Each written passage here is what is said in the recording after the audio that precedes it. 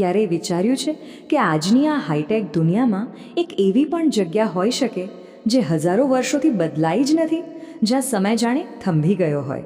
ચાલો આજે આપણે એક એવી જ રહસ્યમય જગ્યાની વાત કરીએ. આ જુઓ, સ્ક્રીન પર જે દેખાય છે એ છે ઉત્તર સેન્ટિનલ દ્વીપનું સેટેલાઇટ વ્યૂ. ચારે બાજુ વાદળી સમુદ્ર અને વચ્ચે આ લીલોછમ ટાપુ ગાઢ જંગલોથી ઘેરાયેલો. એને જોઈને જ લાગે કે જાણે આ આધુનિક દુનિયાનો ભાગ જ નથી, પણ સમયમાં ખોયાયેલું કોઈ રહસ્ય છે. હવે એક સવાલ જરા વિચારો, શું થાય જો કોઈ માનવ સમુદાય પૂરા 60,000 વર્ષ સુધી બહારની દુનિયાથી બિલકુલ અલગ રહ્યો હોય? આ વિચાર જ આપણા આજના વિશ્લેષણના કેન્દ્રમાં છે. તો સૌથી પહેલો સવાલ એ જ આવે કે આ રહસ્યમય ટાપુ આખરે છે ક્યાં? ચાલો દુનિયાના નકશા પર એક નજર નાખીએ. જુઓ, આ ટાપુ છે ભારતના આંદામાન અને નિકોબાર દ્વીપ સમૂહનો જ એક ભાગ, જે બંગાળની ખાડીમાં આવેલો છે. હવે કાગળ પર તો એ દક્ષિણ આંદામાન જિલ્લામાં આવે, પણ હકીકત એ છે કે ત્યાં બહારની દુનિયાનું કોઈ રાજ ચાલતું નથી. પણ સાચું કહું તો આ ટાપુની અસલી ઓળખ તેની જમીન નથી, પણ ત્યાં વસતા લોકો છે. ચાલો હવે વાત કરીએ એ લોકોની જેમને પૃથ્વી પરના છેલ્લા અનકોન્ટેક્ટેડ લોકોમાંના એક માનવામાં આવે છે. જી હા, 60,000 વર્ષ. આ આંકડો સાંભળીને જ નવાઈ લાગે નહીં? પુરાતત્વવિદોનું તો એવું માનવું છે કે સેન્ટિનેલીઝ લોકો લગભગ આટલા વર્ષોથી આ ટાપુ પર દુનિયાથી અલિપ્ત રહીને જીવે છે, અને એમની ભાષા તો એટલી અલગ છે કે દુનિયામાં કોઈ એને સમજી જ નથી શકતું. પણ એક મિનિટ, ત્યાં લોકો રહે છે કેટલા? આ સવાલ પર આવતા જ રહસ્ય વધુ ઘેરું બની જાય છે, કારણ કે સાચો જવાબ કોઈને નથી ખબર. ભારતની 2001ની વસ્તી ગણતરી પ્રમાણે સરકારી આંકડો તો કહે છે કે ત્યાં ફક્ત 40 લોકો હતા. ફક્ત 40, પણ બીજા કેટલાક અંદાજા એવા છે જે કહે છે કે આ સંખ્યા 500 સુધી પણ હોઈ શકે છે. હવે વિચારો, 40 અને 500, આટલો મોટો તફાવત. આ જ બતાવે છે કે આપણે એમના વિશે કેટલું ઓછું જાણીએ છીએ. તો સવાલ એ ઊભો થાય છે કે આટલા વર્ષો સુધી આ લોકો અને આ ટાપુ બાકીની દુનિયાથી અલગ રહી કેવી રીતે શક્યા? વેલ, એનો જવાબ કાયદામાં છે. ભારત સરકારનો એક ખાસ કાયદો છે, આંદામાન અને નિકોબાર દ્વીપ સમૂહ આદિવાસી જનજાતિ સંરક્ષણ અધિનિયમ 1956.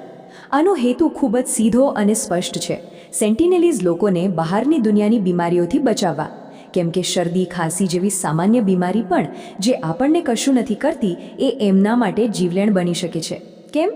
કારણ કે એમના શરીરમાં એની સામે લડવા માટેની રોગ પ્રતિકારક શક્તિ જ નથી. અને આ કાયદાના નિયમો ખૂબ જ કડક છે. ટાપુ પર જવાની સખત મનાઈ છે. એટલું જ નહીં, એનાથી 5 નોટિકલ માઇલ એટલે કે લગભગ 9.25 કિલોમીટર દૂર રહેવું પણ જરૂરી છે. આખા વિસ્તાર પર ભારતીય નૌકાદળ નજર રાખે છે, જેથી કોઈ ભૂલથી પણ ત્યાં પહોંચી ન જાય.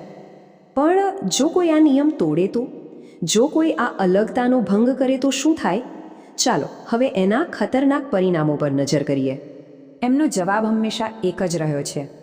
જ્યારે પણ કોઈ બહારની વ્યક્તિએ સંપર્ક કરવાની કોશિશ કરી, પછી ભલે દોસ્તી માટે હોય કે સંશોધન માટે, સેન્ટિનેલીઝ લોકોએ એને પોતાના પર હુમલો જ ગણ્યો છે. અને એમનો જવાબ હંમેશા તીર કામઠાથી જ મળ્યો છે. અને આ ખાલી વાતો નથી, વાસ્તવિક ઘટનાઓ બની છે.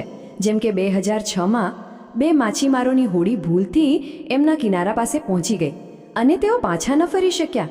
અને પછી 2018ની એ ચકચારભરી ઘટના, જેમાં જ્હોન એલન ચાવ નામના એક અમેરિકન મિશનરીએ ગેરકાયદેસર રીતે ત્યાં જવાની કોશિશ કરી અને એમણે પણ પોતાનો જીવ ગુમાવ્યો.